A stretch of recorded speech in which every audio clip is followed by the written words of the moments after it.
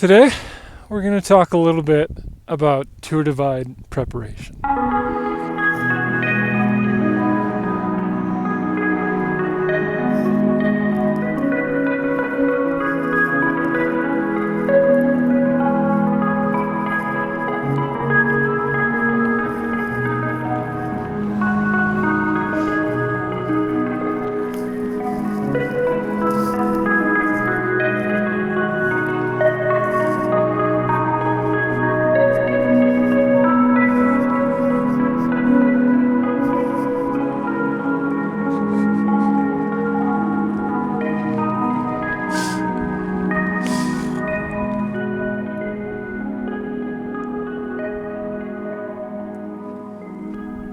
Making this video has kind of been a bottleneck. I haven't wanted to make it. Well, that's not entirely true. There's a portion of this video that I don't want to make, don't want to talk about. But it's part of it, so we're going to talk about it. There's other videos I'd rather be making. I'd rather be talking more about the bike. I'd rather be talking more about the route. We'll talk more about that stuff in future videos. But today, we're talking about preparation. I went for a ride last weekend with my friend Nick Legan, who has done Tour Divide, and he's written books about gravel racing, and he has a podcast, and super knowledgeable guy. His wife is a pro gravel racer, and we were riding, and he knows me and knows about my kind of riding and stuff, and so he asked me at one point, so tell me about your training. And I looked at him and I said, don't you ever use the T word with me. And so I guess that pretty much describes what I think about training. I hate calling it training because really, I just look at it as riding my bike. So that's the main reason I don't want to talk about training, is because I have a very unsophisticated approach to my training. In general, I would say that there are two types of training, structured and unstructured. Structured training, you might have a coach who outlines a training plan for you, decides what your days look like, gives you workouts, gives you power numbers to hit, maybe heart rate stuff, all of that kind of stuff. And if it's a good trainer and a good coach, they have months laid out for you. And I guess that takes a certain personality or a certain kind of person to approach it that way. That's not my approach. I think I know I would get burnt out rather quickly if I approached it that way. So my approach, I guess a few years ago when I started doing bigger, longer rides, I bought Kurt Ruffsnyder's ultra cycling training plan. And in that PDF, he has two sort of plans outlined.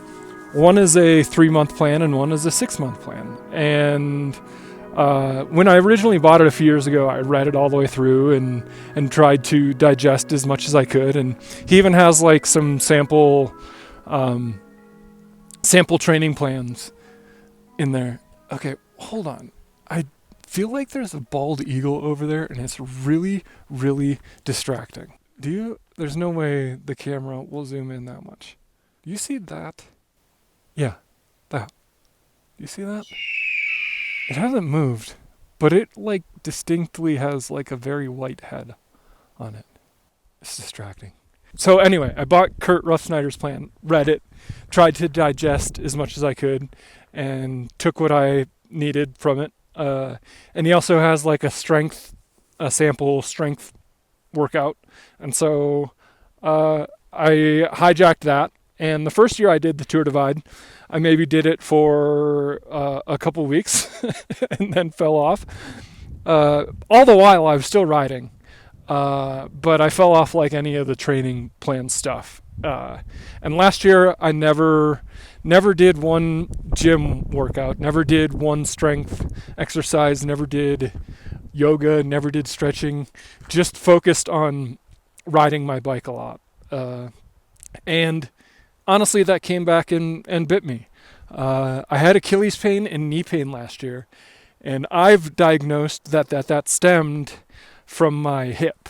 My hips were super tight, and I didn't do proper stretching, and so approaching it this year, I wanted to incorporate a little bit more gym stuff. So I've been pretty regular about doing yoga and semi-regular about doing like a strength workout. I'm still not great at like doing that stuff. I would rather ride my bike, but I understand that stuff is valuable, and so I've been trying to do it more. On the bike, I'm trying to ramp it up to around 15 hours of riding a week. And again, I follow an unstructured training plan, so if I feel like doing more one week, I'll do more. And if I feel like doing less, I'll do less. I always try to do at least, or I'll feel good about my week if I do over 10, and I'll feel better if I do 15. And the more weeks of that you can link together, the better.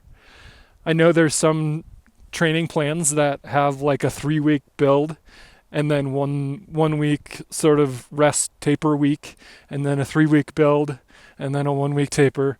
There's all sorts of training plans, and quite honestly, you could probably find a training plan to fit any kind of approach you wanted to take. Now that that's out of the way, we can talk about other preparation. And I mentioned this in the first video, that there's all sorts of things that you need to do to prepare, or that I do to prepare for a ride this big. And there's no way that you can adequately prepare in all of them. Like you have to be fit, right? We just talked about fitness. So you have to be capable of riding the bike for however long you want to achieve your goals. And I guess I should start there. Your preparation has to align with your goals and with the way you want to do the ride. If you're going out there to win, the winners are pretty clear about the type of riding they do. They just hammer it and they don't sleep. And that probably doesn't work for everyone. I know it doesn't work for me. So you really have to match your preparation with your goals. And I would say that that's probably the best piece of advice.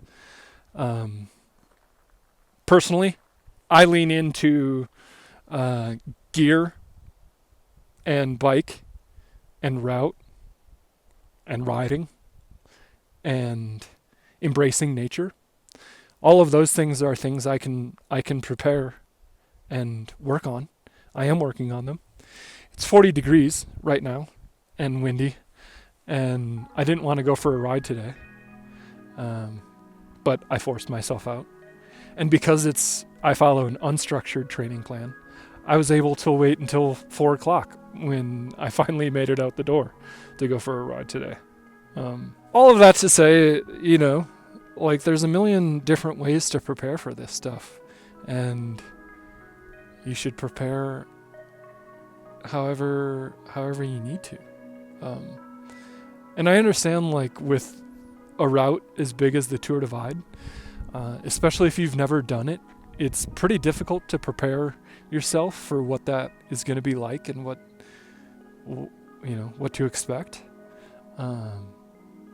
But there are ways you can lead up to it. You can do a smaller event. You can do a single overnighter. You can spend 3 weeks on your bike and see if you like it. Because most people will take 20 to 30 days to finish the thing. All of those ways and more is how you can prepare.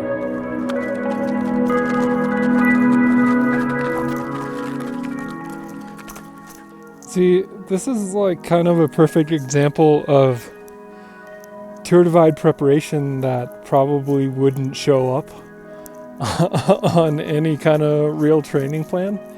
And I knew that going into the ride today. I was not really trying to do a huge ride, and realized I haven't done much footwork. So I knew this would be icy, and so we're out here, and this is preparation. Don't call it training.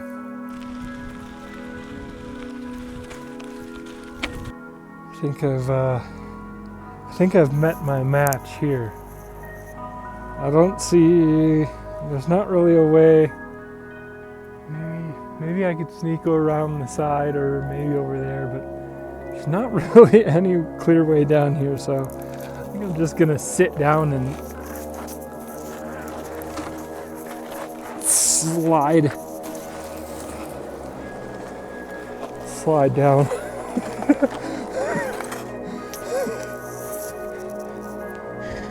Okay, well, wasn't quite as slick as I thought, but still probably wouldn't have been able to walk.